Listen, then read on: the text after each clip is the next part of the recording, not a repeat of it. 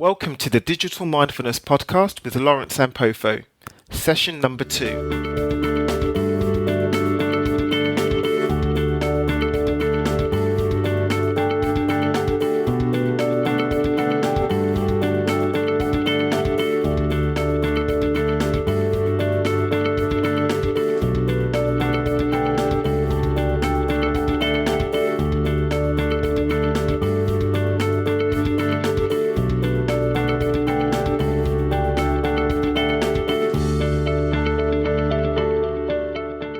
Hi everyone, thank you so much for joining me today. This is session number 2 of the Digital Mindfulness Podcast. I'm super excited because today my guest is Martin Talks from Digital Detox, an organisation which creates holidays for people to unplug from digital devices and to reconnect with nature, other people and themselves. Martin initially spent a large proportion of his career persuading people to spend more time and money online as the commercial director of an online shares company and also as a senior member of international marketing agencies. But there came a point in which he realised that the digital obsession that we all suffer from was just getting out of hand for him, both at home and at work. It was time to make a balance. So he set up the organisation Digital Detoxing. He still loves technology and has even set up a wearable tech company. But at the same time, he realises that establishing clear boundaries is important, not just now with the lives that we lead with social media, but also in the future as we all become increasingly intertwined with technology.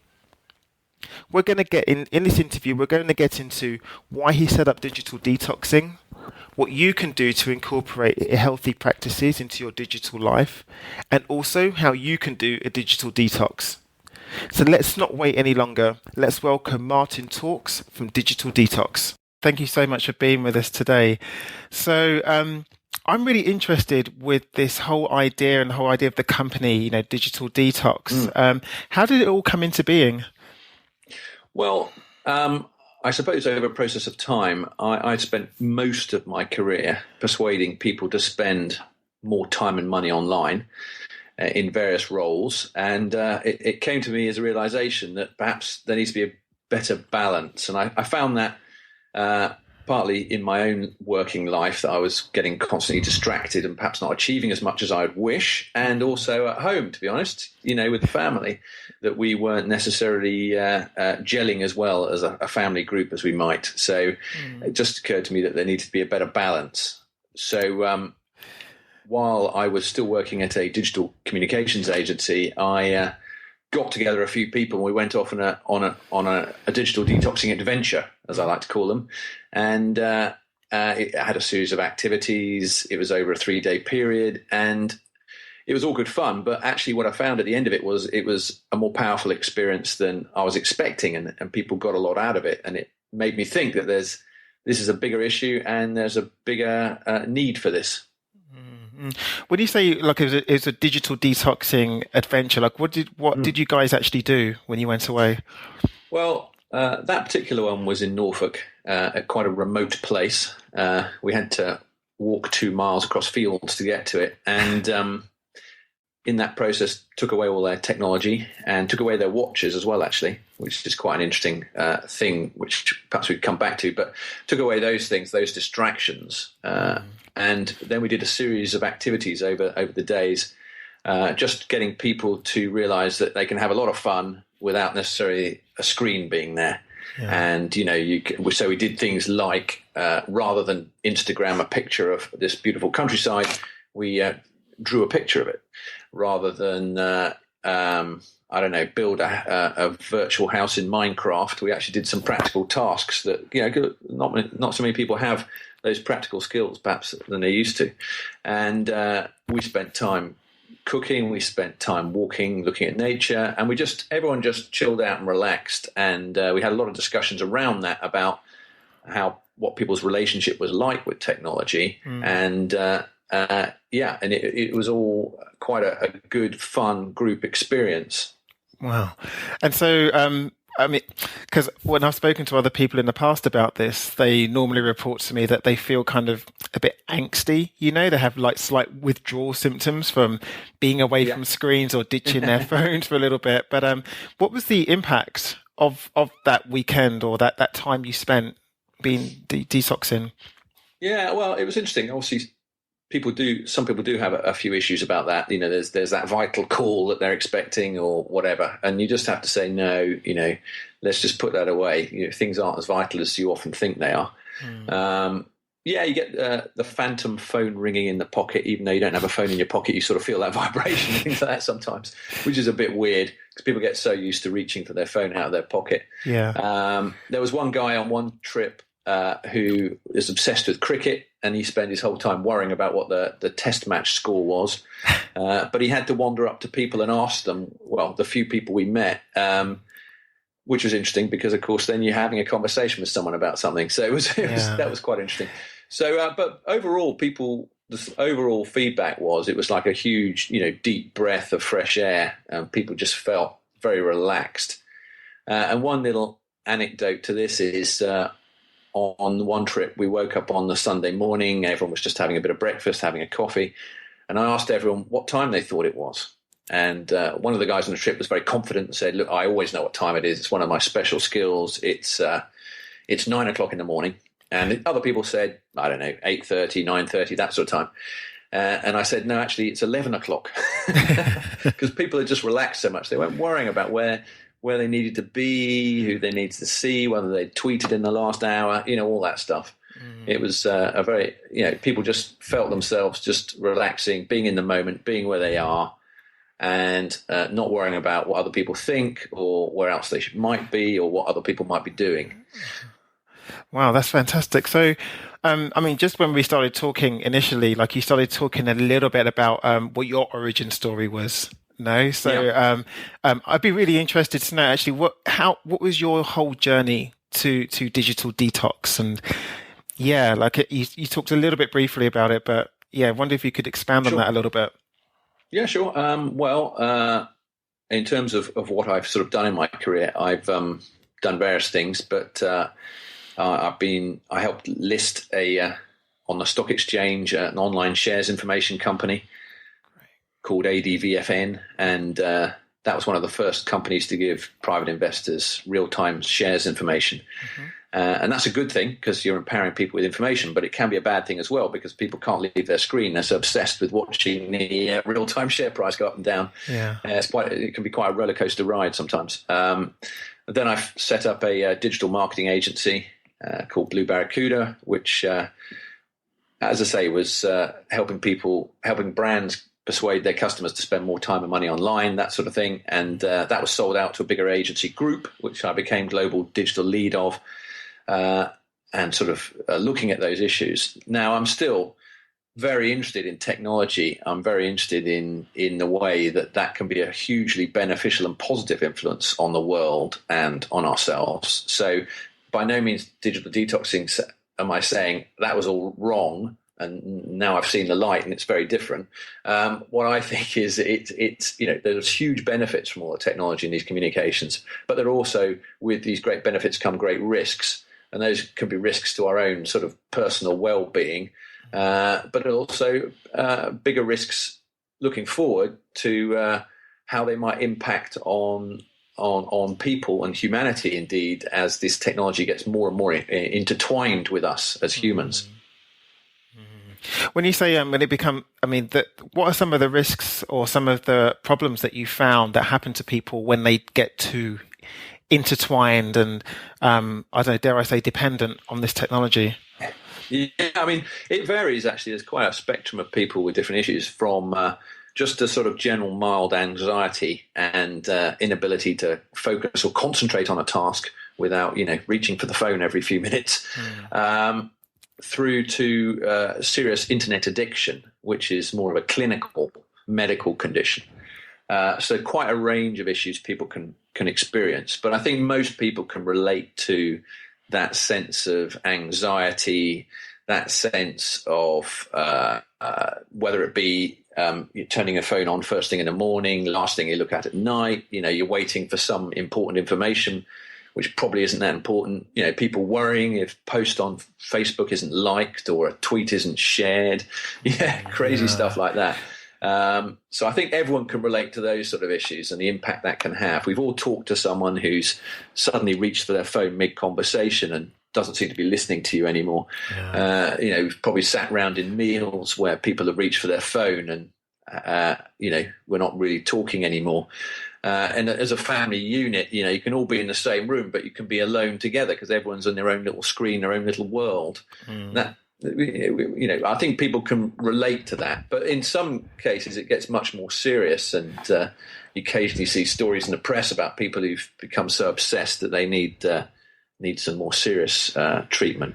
Yeah, and is that something that you really work with with digital detox? Do you work with kind of more serious cases, or do you work with people that actually just feel that they really need a break from being hyper connected all of the time and kind of taking them out and reconnecting with nature and themselves and other people?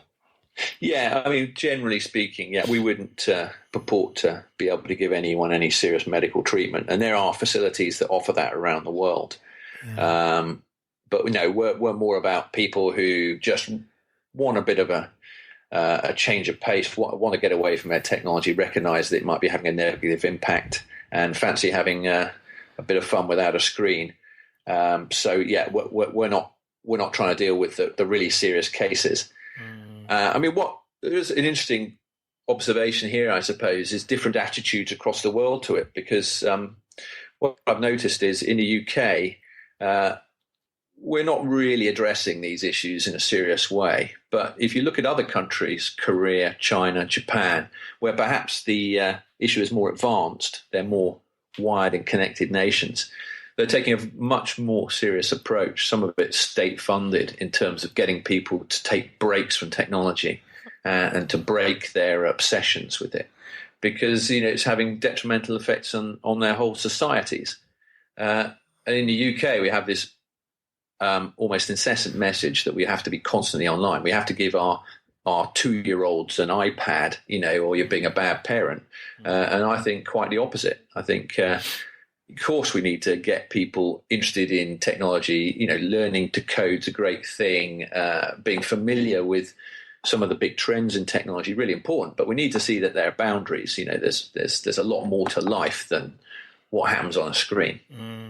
But I think, even going back to what you were saying before, that it's actually physically dangerous, to kind of spend so much time sitting down and kind of being online, and there are so many other physical and interpersonal effects that occur from that. Like you were saying, the person who went to he was so concerned with the cricket score that he had to have a social interaction with someone that he'd never with a stranger, which was good for them both, right? And he got the score, which is great. But I guess one question I really want to ask is, like, in the UK, do you find that there's now starting to become like a greater consciousness or greater like groundswell in people becoming more cognizant of this phenomenon, that they're spending too much time online and that there has to be an alternative?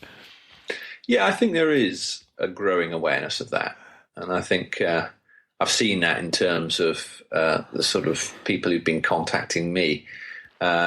So definitely there is an increasing awareness of that. And there are various movements afoot which relate to this. There's a strong movement around the area of mindfulness, for instance, is a word that we've heard a lot of quite recently. So this is all part of this idea that maybe the best way to carry on isn't necessary to be always rushing, always anxious, always not quite focusing on a world of constant partial attention. So I think there is a growing realization that there needs to be a better balance. But I think we've still got a long way to go, to be honest. And some people are beginning to get on board and lead the way in that. But I think still a lot needs to be done. Mm. Do you find that with this, the whole move towards, digital detoxing and unplugging, if you like, is this kind of does this occur more in the elder generations, for people who grew up without technology and kind of have adopted it, or are you finding it this occurring a lot as well with the digital natives? I think more with the digital natives, to be absolutely honest. I think Oh. those who grew up without necessarily growing up with a smartphone in their hand, they can still understand the difference between the world without these screens and the world with these screens. And I think those who've grown up with them, the lines are a bit more blurred. But what we find is the sort of most interest is coming from people roughly mid-20s to mid-30s. Right. So we're talking that sort of age group. I think that the teenagers are still so deep in it that they can't really see the wood from the trees. It's more their parents who are concerned than perhaps they are. Are wondering if they're really doing their homework or they're actually just playing Angry Birds, that sort of thing. But so I think when people have got into a work life, they're given their work phone, which all sounds great, but then they find they can never switch off. They're always in contact. They can't go through a holiday without looking at their emails. I think it's that age group that seems to be particularly becoming aware of the issue. Mm. And see, this is fascinating because you talk about how helpful this is, unplugging and digitally detoxing oneself, how it's really helpful on a personal level just to be able to see that, there is life and a good life away from screens and away from the online world. But does this also have an impact on a professional level? Like, do employers and businesses, do they see the benefits of this?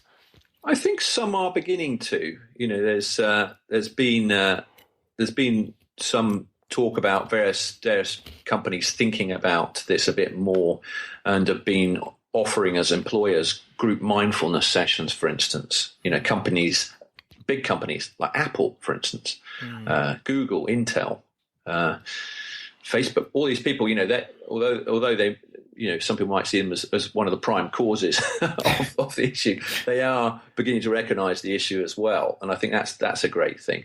I think, it does have an impact on business. I think there's a really good business outcome from addressing some of these issues. I think you get a greater focused workforce, you get a more collaborative workforce, you get a more creative workforce from this, you get less people going off with stress.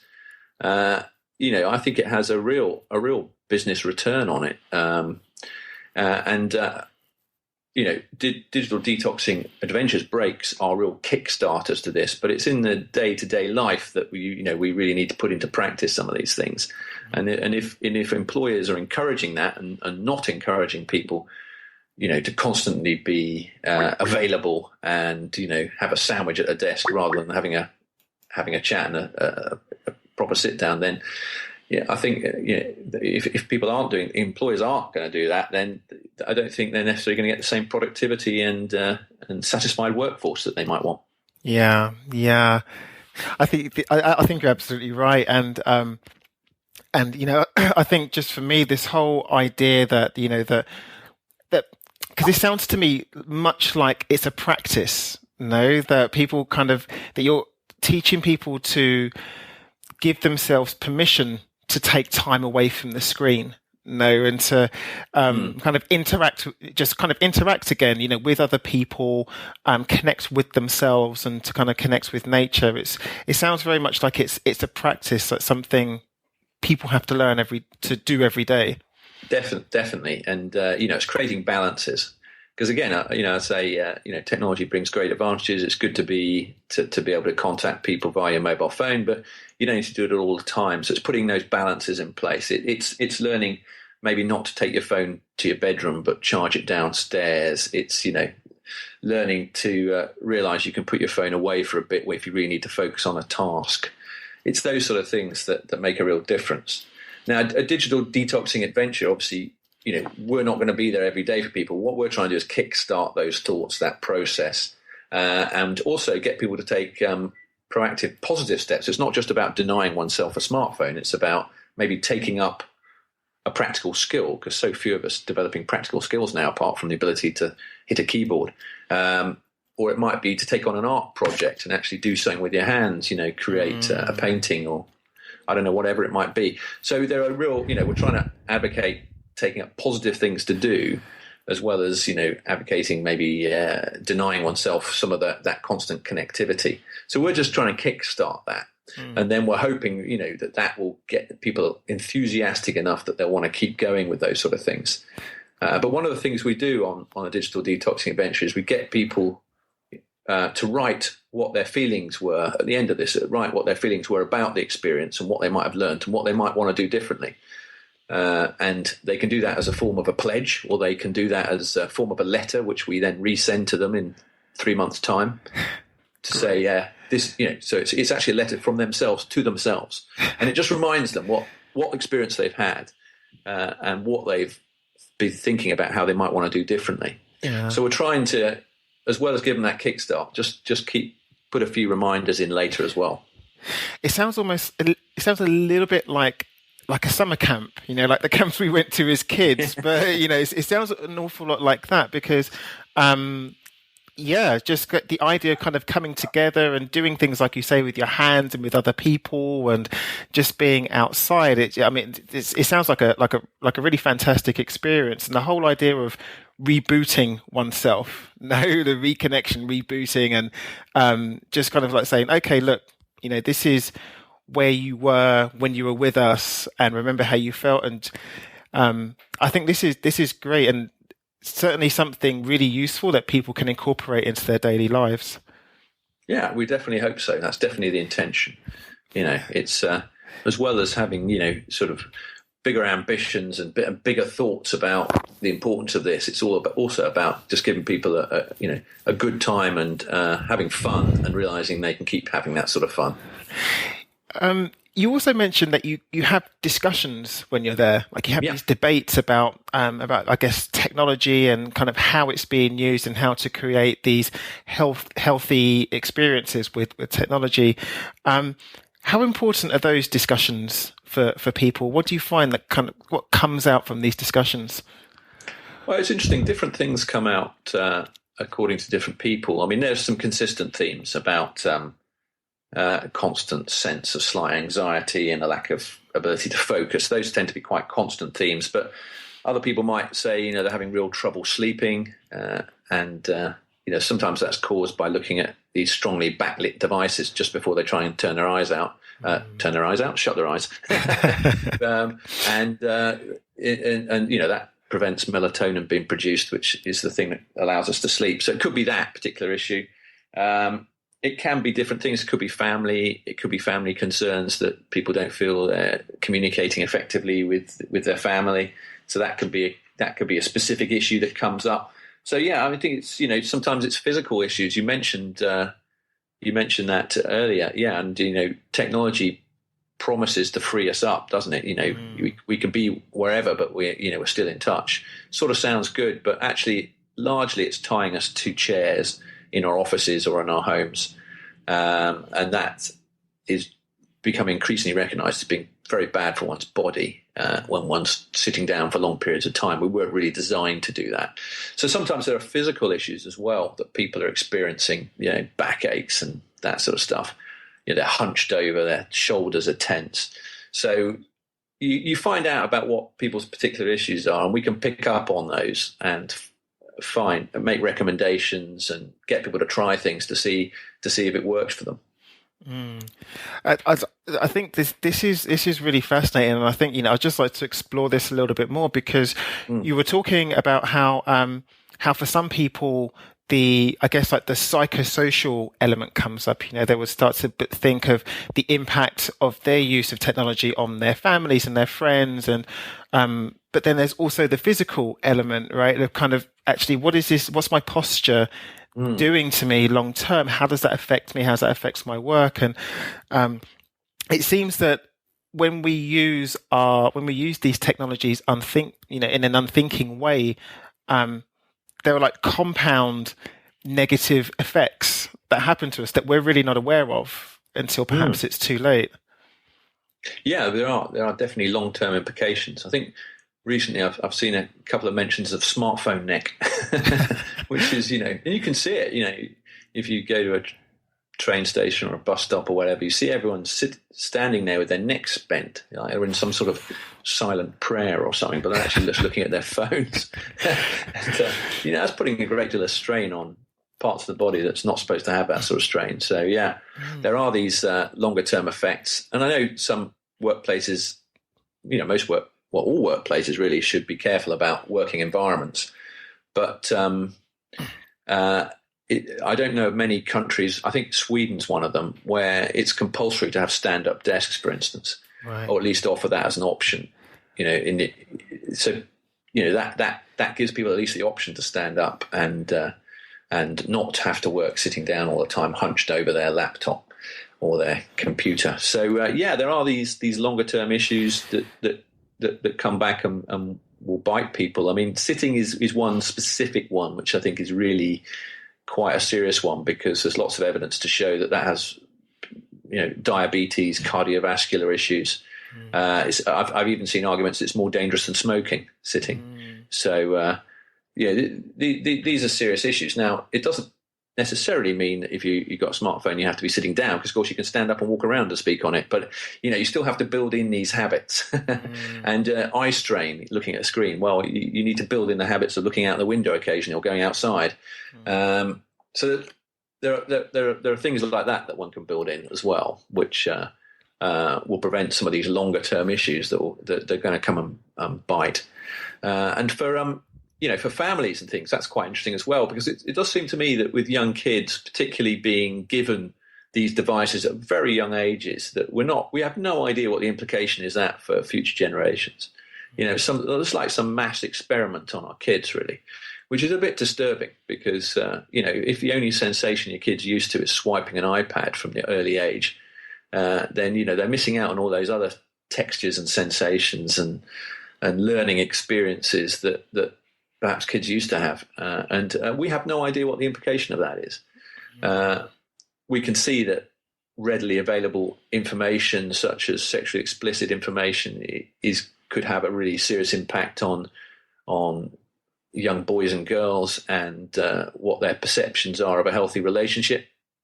We can see that beginning to come through a bit, and that's troubling. But I don't think there's been enough research and assessment about what the implications are of quite a serious nature. And I have spent some time with the Mental Health Foundation talking to them about these issues, and these issues have come up in that Houses of Parliament. The Health Select Committee have been talking about them, but there's the general response is there's no definite evidence of the impact of these sort of technologies on our mental health. Well, what has been seen in recent times is a 25 to 30% increase of young people seeking help for their mental health. Why is that? Now, I think we spent, I don't know how many decades arguing about whether smoking was bad for our health, and it was very hard to prove that. And I can't help but think that we're in a similar situation with some of these digital technologies. We could be waiting a long time to get the sort of proof levels that some people feel happy with.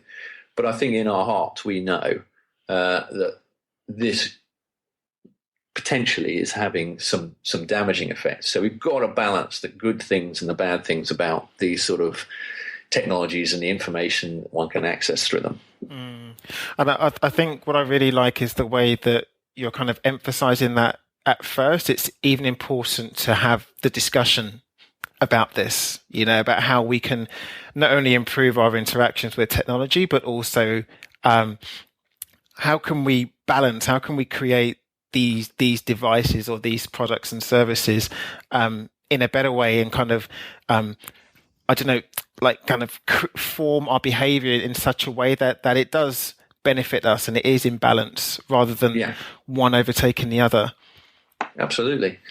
And I think it's important to have this debate now, because of the availability of this sort of technology, but also because of the new technologies coming through. Look at things like wearable tech, which I'm very interested in, Internet of Things, implantable tech, ingestible tech. there are all these different devices where we're taking on board and are able to enhance what we can do, and there's lots of positives about that, absolutely. But there's also that balance around, well, if you've got a Google chip in the back of your head, are you going to lose the ability to remember stuff because you can just access the Google chip? That sort of thing. I'm not saying there is a Google chip, by the way, but you can see that as being a possible future scenario. And again, there's lots of potential benefits. There's something called the Proteus pill that you can swallow, and it can beam health data to your carers and things. That's great. Could be great part of preventative medicine. What's that called? The Proteus pill? Proteus pill, yeah. Oh, right, okay. And that could have great benefits, in terms of pre-warning of conditions and getting really good at data. But there's also, the other side of it is, what's happening to all the data that's being issued. Is privacy, confidentiality being properly looked after? It was only the other day that Samsung said that had to admit that it's some of its smart TVs that are voice activated are actually recording all conversations taking place around them, and that's all being sent to be processed. So to a third party that then works out whether they are commands to change channel, for instance. So it's now saying don't talk about private information in front of the TV. This is getting crazy, But it's completely Orwellian, though. Yeah, it is, exactly. Indeed, it's very much 1984. They talk about the telescreens and how you have to talk in a very low whisper to prevent the state listening in on your conversations. So, yeah, totally Orwellian. Oh, my goodness. Because, if you're right, because if states or if governments did want to search that kind of data, as I have been doing with other, social data or social networking data, that's easily done, isn't it? If you kind of give them a subpoena or a warrant to search that data, and then you could find out actually what people say around their televisions, which might be more revealing about their behavior or intentions than, say, a Google search or an update to Facebook. Absolutely. So, there are always a balance of arguments about all these issues, but I think we have to be having this debate and not just thinking this sort of thing is okay without having that debate. And I think Tim Berners-Lee is got this debate going on about the web we want. Talking about a Magna Carta for the internet, for the web for the future, being the 800th anniversary of the Magna Carta, which is the origin of sort of American Constitution, etc. So it's an interesting time to be having this debate, and I think it's an important time to be having that debate. And I think although we in the UK and people in the US are pretty relaxed about our privacy and confidentiality, we're prepared to do pretty big trade-offs between our privacy and the benefits we get from giving up some privacy. I don't think that should be taken for granted. And certainly in other countries, that's much less clear. So there's always a balance to be struck, but I think it's just understanding where people's balance is. So I'm interested to know, what does a digitally mindful day look like to you? Or what does a kind of a balanced day look like for you in terms of the apps that you use and how you use technology? Yeah, well, I suppose a day starts with being woken up by an alarm clock, not your smartphone.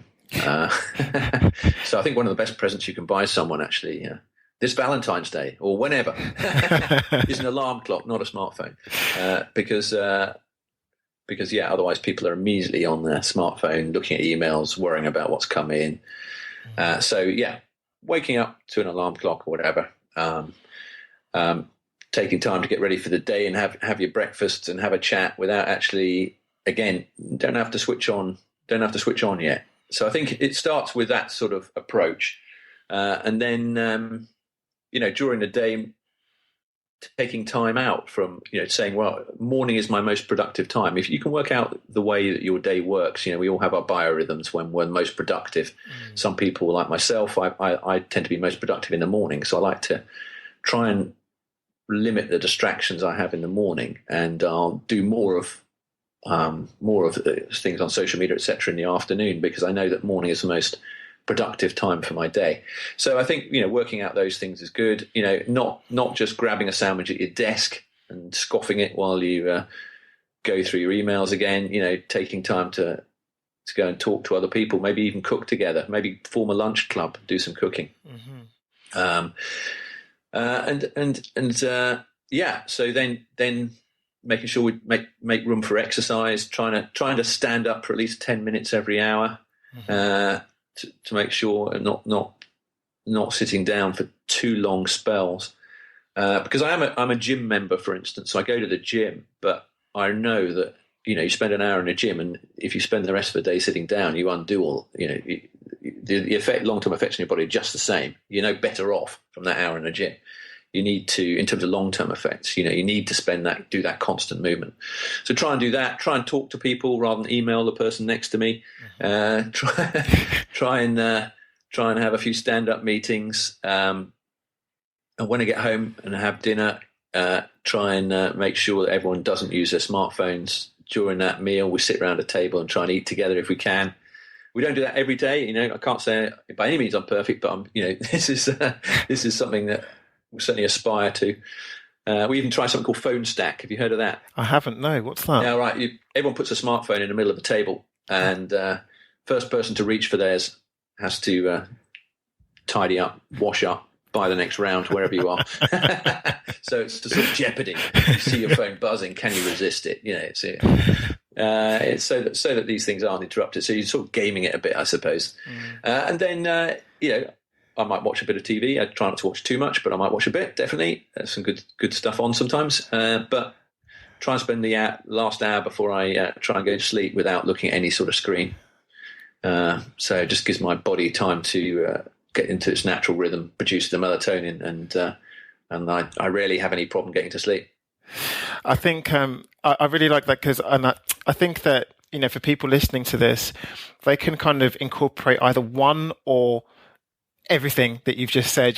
So even like the being woken up by an alarm clock, that's something it's very possible to have that be done. And so you're not looking at your smartphone in the first thing in the morning, and you can almost start small and then work your way up to incorporating a healthy lifestyle, right?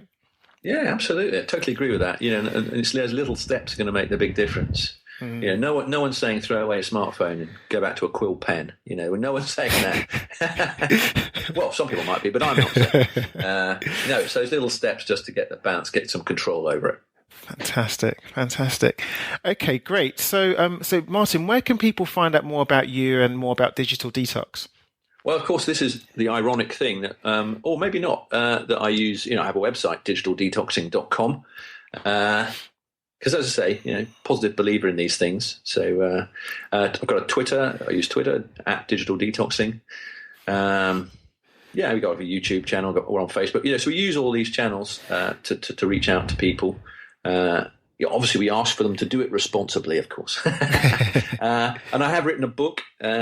You can even get it in papery format. That quaint old thing, but called the A to Z of Digital Detoxing, which is a practical family guide. But has benefit for everyone in that. So those sort of places, you can find out more. That's brilliant. Yeah, and I'm going to link to all of those, everything you've just said in the show notes as well. Fantastic. Fabulous. And just one last question. I have to ask this question because I ask everybody that comes on here. Yeah. So I know that you've written a book, The A to Z of Digital Detoxing, but I'd like to know actually, what is your favourite book? That is I've always, Evelyn Waugh's Scoop. Okay. Was a favourite from quite a young age, so I probably still like that. It's a good book. Evelyn Waugh's Scoop. Okay, and why is that? Sorry? Why was that? Why do you like her book so much? It's just it's reasonably short, which that's always a good benefit. But it's a good sort of comic story about a journalist who gets himself in a situation he weren't expecting and tries to make the best of it, and how it's a real knock around story, which I enjoyed. Yeah. Brilliant. Well, Martin, look, thank you so much for joining us today. It was a really fascinating and really illuminating conversation. And yeah, just for everybody listening, the idea that that you can incorporate like kind of healthy habits and balance into your life, or go with Martin, go with digital detox to get a reboot. This is really great advice. So thank you very much for coming on with us, Martin. No problem at all, Lawrence. Thank you very much. I hope you enjoyed that interview with Martin Talks and Digital Detox. If you'd like to get the show notes for the episode, where you can get basically everything that we mentioned, all the websites, all of the resources, then head over to digitalmindfulness.net/blog, where you can get all of that information right away. I highly recommend that you check out Digital Detox. The website, which is basically digitaldetoxing.com, is absolutely fabulous. Their approach to holidays, to unplugging, to living with digital devices is just really inspiring. If you can't make it to an actual holiday, I recommend that you head over to one of the digital detoxing meetups if you're in the London area. There you can learn about creating a better balance with your digital devices. You can also learn about mindfulness and also just meet people of like mind. Finally, I want to take a moment to just thank you, the listener, for spending time with me today. I really appreciate it. We've got so many different amazing guests lined up for the future who'll be talking about creating healthy digital experiences and linking together wisdom and technology. We're here to help you. So head over to digitalmindfulness.net, where you can find more interviews, more resources, and all of that fun stuff. So until next week, stay safe, and if you have a sec, please go to iTunes and leave a review for the show if you haven't done already. I really appreciate it so much.